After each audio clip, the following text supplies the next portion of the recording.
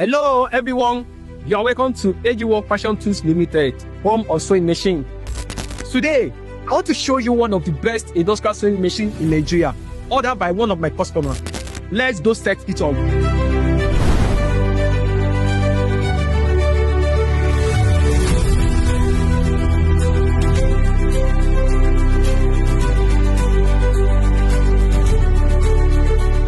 This is Akure industrial sewing machine, and this is also the clutch motor, which is Akure clutch motor.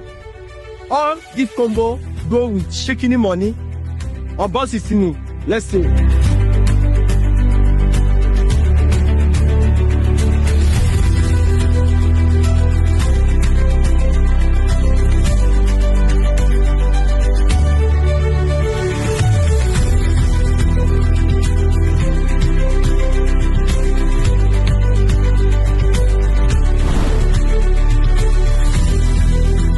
So this is the end result, guys.